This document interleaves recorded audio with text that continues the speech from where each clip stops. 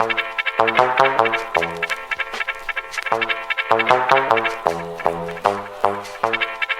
got to pray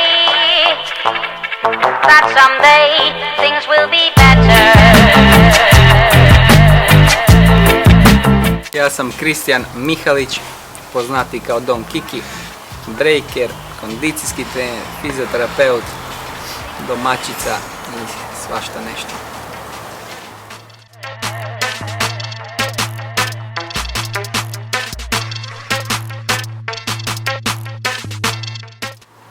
Koliko je popularan break? Pa, popularan je za gledat, za angažirati to, ali po meni za trenirat baš i nije. Bili su neke godine kad je to došlo u Hrvatsku, kad je sve bilo wow. I neke generacija dvije, ali sad sve po meni nekak pada. Uglavnom nije popularno za trenirat. Teško je, nabija se, lupa se, nije lagano i onda samim time ne zadrže se dugo ljudi u breaku.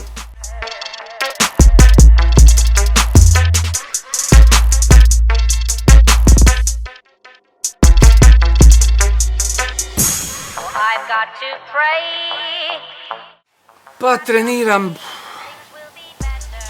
sigurno 2-3 sata, ovisi, ima tu i breaka i snage, pa onda kad se to samim plesni dio, power moves dio, trikovi i sve to kad se spoji 2-3 sata bar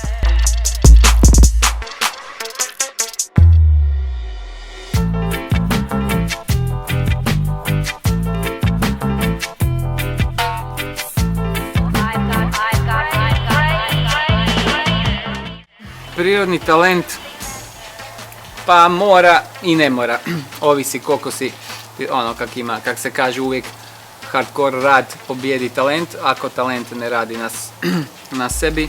Recimo ja sam krenuo sa 15 godina, 15 već kraj 16 godina, to je kao kasno, već si star kao šta si radi dok si bio malo ali hardcore radio i u roku 2-3 godine napredovao sam puno. A opet ima ljudi kak učim tak klinci i to, ima super talentiranih, ali nisu koncentrirani, nemaju fokus igrice, mobitel itd. I onda to, dok ovaj koji čak i nije talentiran, ali radi, uspije prije nego talentiran, tako da je to pola po meni.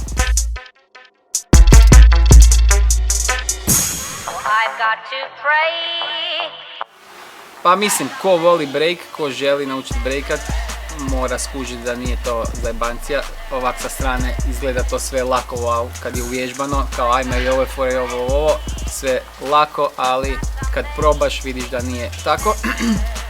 Pa onda, ko želi, mora hardcore raditi i to je to, nema softcore.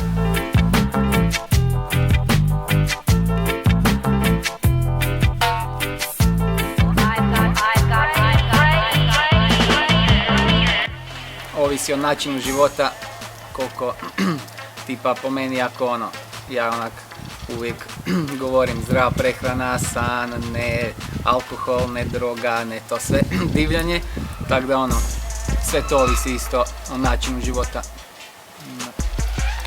Postoji li nešto poput rivalitete među plesačima? Pa, postoji.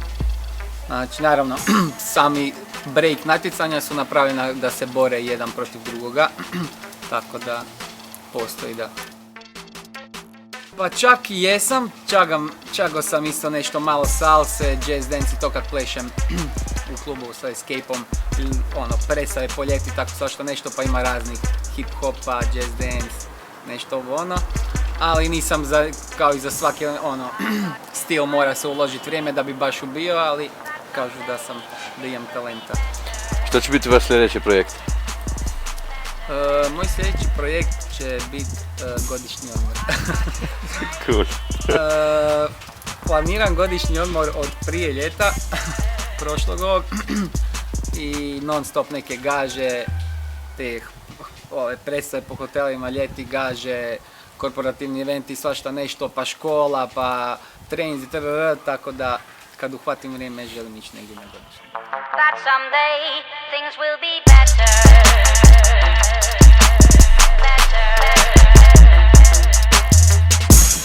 I've got to pray Slavno zajedništvo za mene imati nekog uz sebe koji je s tobom, koji je sa mnom i kad se jede kavijar i, kak se kaže, kavijar i šampanjac, a opet i kad smo u govnima, da smo skupa u govnima, da smo skupa bez obzira na sve oko nas.